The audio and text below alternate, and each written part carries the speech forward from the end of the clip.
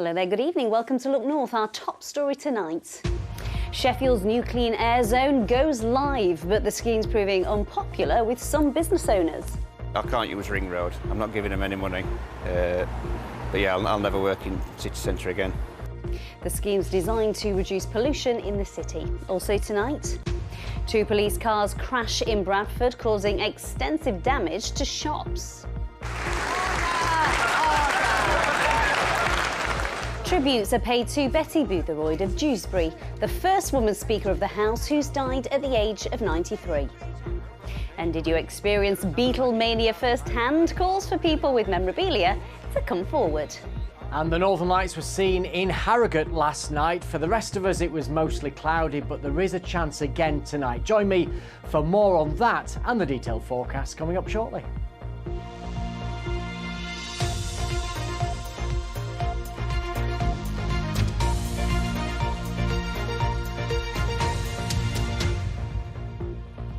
Hello there, thank you for joining us on this Monday evening.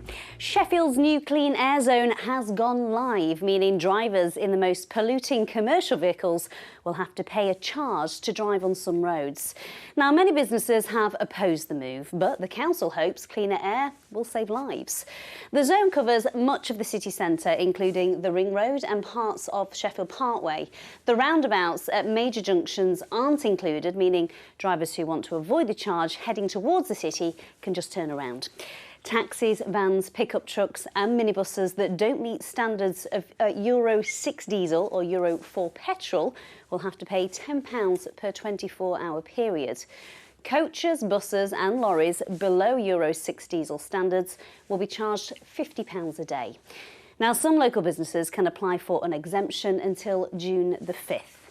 In a moment, we'll look at whether other parts of our region plan to introduce similar schemes like Bradford has. But first, let's cross to Tom Ingle, who is in Sheffield now. And we've been talking about it for weeks. It's finally here. It's live.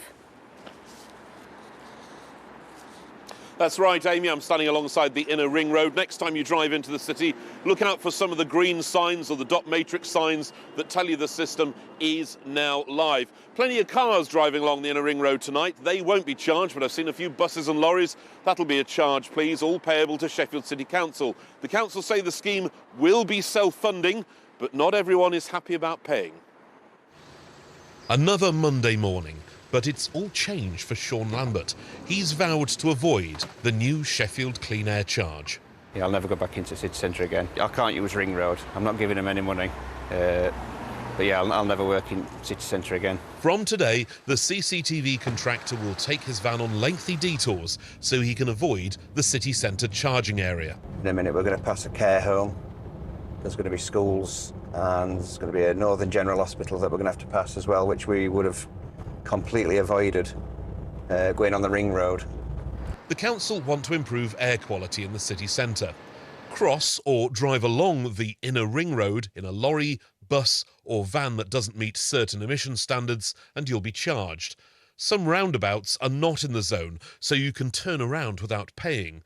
But you will have to pay if you use the key Park Square junction. Air pollution, as it is today, kills well north of 250 people, makes a significant number of people poorly, causes strokes, causes heart attacks. That in itself causes misery, causes children to have asthma, be admitted to hospital because of asthma. So where we're going with this is we're pushing down on air pollution because it kills people, because it's a public health hazard. Sheffield Council apparently been instructed mandatory by the government to clean the air. Clearing the air might be the aim, but the council's policy has inflamed passions. There was another demonstration outside the town hall this weekend. Among the campaigners, drivers who have chosen to spend tens of thousands of pounds on new vehicles to avoid the charges. So I'm just concerned for all the taxi drivers that have families, that have overheads. They can't afford an £80,000 cab in order to keep things going. So it's putting a strain on us that we can't really afford anymore.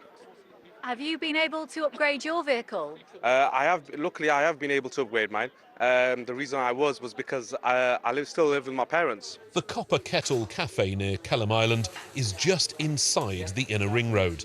Over-cuppa conversation in recent times has been all about the charge. Turnover's dropped already. From beginning, well, say mid-January, I think people have been a little bit concerned when they're going to pay, etc. As soon as the signs went up, turnover dropped straight away. It's not a bad idea in the middle of town. There's a lot more people living in the city centre now, isn't there? So it's not a bad idea, you know, with the lorries and that. I only knew about it this morning because we travelled from York, but so I don't know if I'm exempt from the charges. You've got to bring your tools to site, you've got to bring kit to site. You can't drop that off the parking right and put your step ladders on a bus and bring it into the town centre, so it is going to affect a lot of people. Whoever does end up forking out for driving in, Sean is determined he won't be among them. Well, in the time I've been stood here, I've seen a few lorries and buses come past. They all have to pay. One can't help but wonder if their drivers actually know that. Sheffield City Council have confirmed the system has gone live as expected and people are beginning to pay their charges. Doubtless other cities will be watching what happens here in Sheffield. I'm sure, Tom, thank you. Well, Sheffield is the second city in our region to introduce a clean air zone. You may remember Bradford's scheme got up and running last September, but plans for Leeds to get a clean air zone, well, they were dropped in 2020. Spencer Stokes has been looking at pollution levels in the city. Smog, a mixture of smoke and fog, has become one of the greatest mass murderers of modern times. In years gone by, pollution was a very visible threat. The 5-day smog that descended on London in December 1952 led to the Clean Air Act 4 years later. Today, pollution is less visible, but can still be deadly. Nitrogen dioxide from vehicles, one of the main culprits. Clean air zones came about after the government ordered local authorities to cut emissions, and Leeds was on the brink of charging the worst polluting lorries, buses and taxis to drive through the city. Vehicle monitoring cameras were installed, but the plan was scrapped because pollution dropped. Professor Steve Arnold is an expert on atmospheric pollution, and he's been tracking the data. But now, of course, they're much cleaner. And what's this here? So this is air pollution monitoring station. The data from this site tells us that actually since the pandemic there was a decline, and that decline has been sustained. So actually the levels of nitrogen dioxide pollution that we're exposed to here right now are lower than they were pre-pandemic. And I think that's partly because people like taxi companies, bus companies, almost due to the kind of threat of introducing the clean air zone, have adopted cleaner vehicles, which has allowed those pollution levels to reduce. Could they have gone further though, kept the clean air zone to force down pollution levels even lower? What we should say is that there isn't really a safe level of air pollution. And the World Health Organization amounts of nitrogen dioxide that they deem to be safe are much lower actually than the UK legislation. And here we're not meeting those World Health Organization targets. Other UK cities have taken a more stringent approach. London, Birmingham, Bristol and Bath levying charges on the most polluting vehicles, including cars. Business organisation Centre for Cities would like to see others follow. So I think it's a good thing to start with charging buses, vans, taxis and lorries. You know, they are indeed very polluting to some degree more than cars. But the problem, I think, is that cars still make the majority of the fleet. So my view is that unless we charge private cars, we won't see the improvements we've seen in cities like London or Birmingham that have been charging private cars. London's tough ultra-low emission zone measures were implemented after Ella Adu Kissy Deborah, who lived in the capital, became the first person to have air pollution listed as her cause of death after an asthma attack. Where the capital leads, other cities often follow. But for the time being, the private motorist won't be charged to enter cities in our region. Spencer Stokes, BBC Look North. So Spencer's looked there at different clean air zones in different cities. So Sheffield and Bradford are the ones in our region who have them for commercial vehicles. Could others follow, Spencer? They could do, yeah, just 2 cities in our region at the moment. We've asked all our councils in our region if they're going to impose clean air zones. Of those that came back to us, Wakefield and Kirklees say they're definitely not going to. Calderdale at this stage say that it's something that they're looking at to improve public health. They say they're going to explore the impact of what a potential clean air zone could do. And if they go ahead with any proposals, they will, of course, consult with communities and businesses. So Bradford and Sheffield at the moment, perhaps Halifax, Calderdale at some point in the future. And this is about public health, isn't it? Safety to the general public as opposed to carbon emissions. Yes, so it's less about climate change, but more about breathing difficulties. So the two things are obviously connected. Cars producing carbon, which damages the climate, but also nitrogen dioxide, which is this gas that leads to asthma, lung diseases, coughing, wheezing, and is a public health problem. It's mainly produced by cars, lorries and buses, and I think interestingly, it's a gas that disappears when it's windy. Also, if it's a sunny day, so in the summertime, it doesn't linger around a long time. The sunlight destroys it. And Bradford and Sheffield are cities that are in bowls where the gas can settle at the bottom. So it's no coincidence that those two cities have a nitrogen dioxide problem. They've introduced the clean air zones, hopefully to clean up the air and improve public health. Spencer, thank you. Next tonight, 2 police cars have crashed in Bradford, causing significant damage to a row of shops. Local residents in Frizzing Hall say they were woken up to the sound of a loud bang in the early hours of the morning. Thankfully, no one was injured. Michelle Lyons has this. A pile of rubble is all that's left of this shopfront in Bradford. 2 police cars crashed here on Keighley Road in Frizzing Hall in the early hours of this morning. People living nearby were woken by a bang. It was so loud, some thought there'd been an explosion. So roughly about 3 o'clock in the morning, woke up with noises of police cars just speeding past, and then all of a sudden after, it was just a big loud bang. Came out, we're getting up to the main road and just seen 1 police car in the building and 1 on the side. I just woke up with this massive noise that we heard. It was just so loud that we didn't know what was going on. Well, early morning when we just normally go for a walk and just come around this area on the main road, seeing the building, everything sealed up, just was shocked. It's thought 2 police cars were in pursuit of another vehicle just before the accident happened. This drone footage, taken shortly after the incident, shows one of the police cars badly damaged and surrounded by debris. The damage to these businesses on Keighley Road is so extensive that structural engineers have been called out to assess just how dangerous they are and whether they're at risk of collapse. The road's been closed in both directions and a police cordon has been put in place. Across the road, Hasnan Abbas runs his business. He says it's not uncommon to see speeding cars in the area. We heard this bang at night time. We never thought anything of it because we often see these cars racing here. And this morning when I arrived, the police cordoned off my office. I hope the officers who are involved in this, I just pray to God that they're fine. Those business owners affected are now waiting to find out when it'll be safe to return to their premises. Meanwhile, West Yorkshire Police has described the incident as a damage-only collision and says no one was injured in the crash. Michelle Lyons, BBC Look North, Bradford. We're going to talk about energy bills now. Disability campaigners are calling for urgent action as they're set to go up again in April.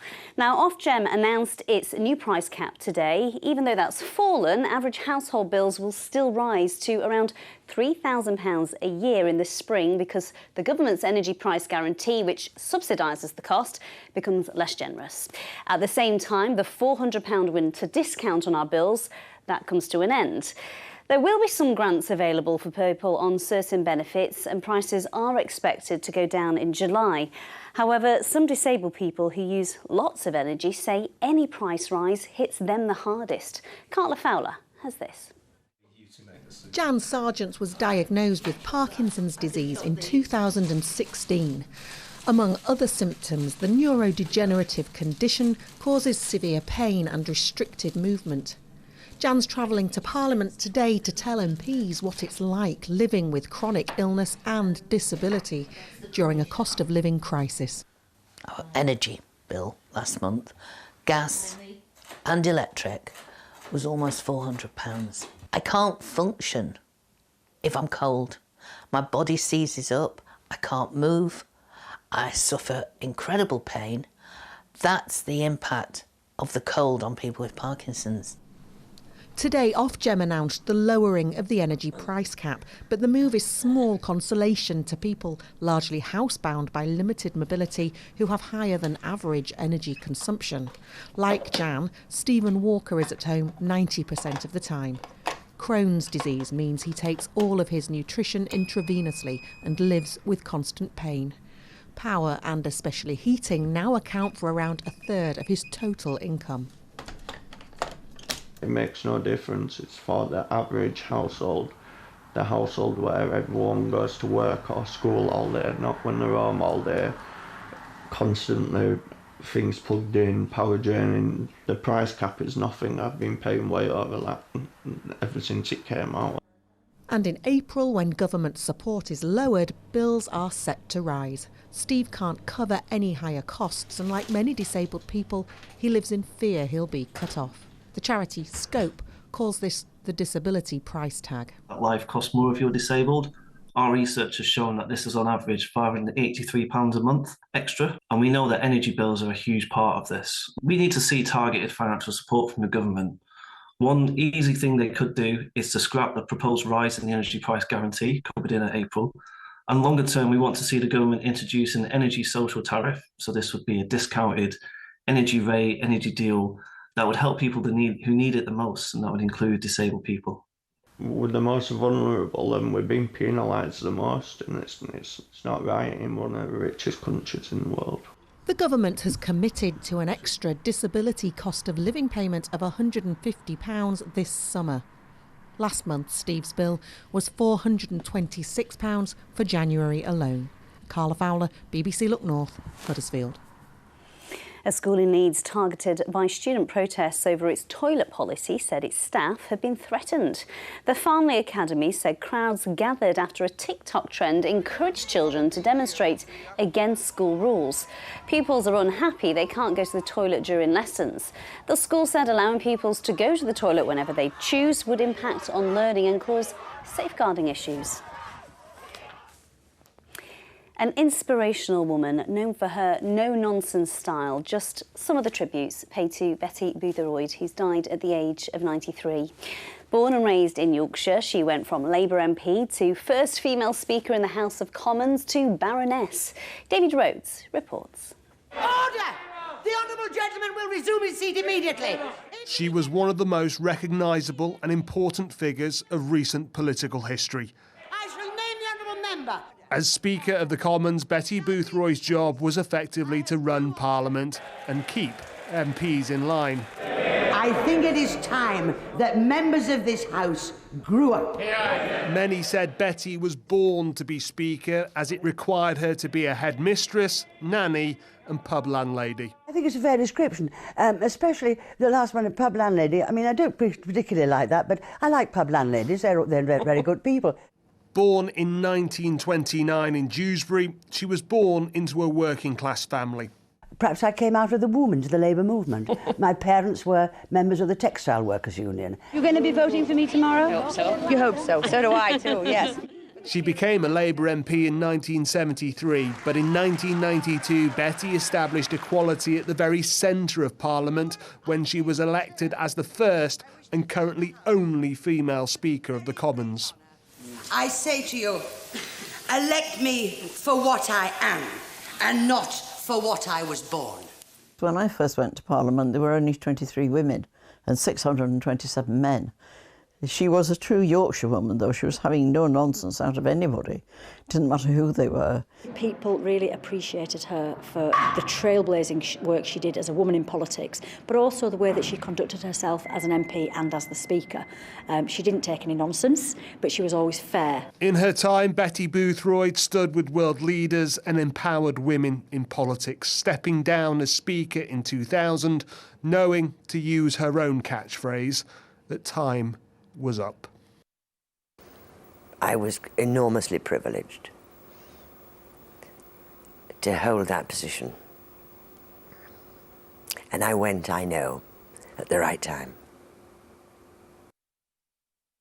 Sheffield United restored a 7-point cushion in the race for automatic promotion to the Premier League after a goal-line scramble ended in a Watford-owned goal.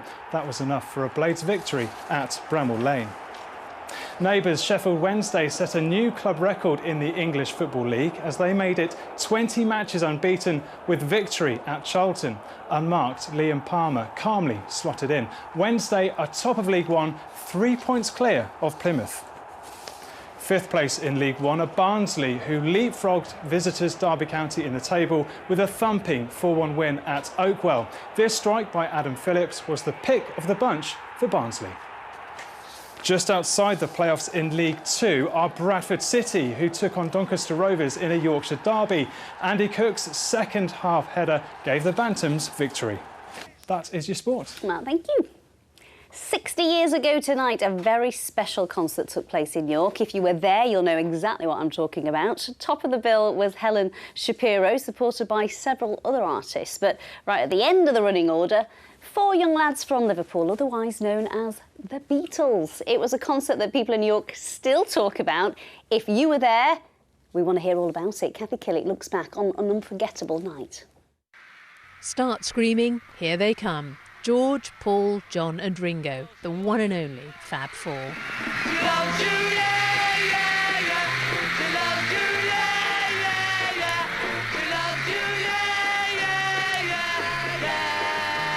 It's 1963 and Beatlemania has gripped the nation. In a few short months, the Beatles became a household name. But roll back to the start of that year and they were on the cusp of stardom, playing the first of 4 concerts at the Rialto in York, exactly 60 years ago today. Close your eyes and I'll kiss you. Tomorrow I'll miss you. Graham Metcalfe was there.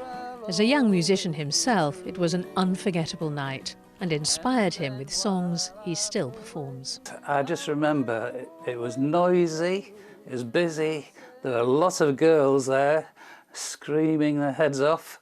We were just a bunch of lads who liked our music and were starting a band. And the Beatles were just something totally new to us. The concerts made a huge impression. 60 years later, programmes, photos and autographs are still to be found in York.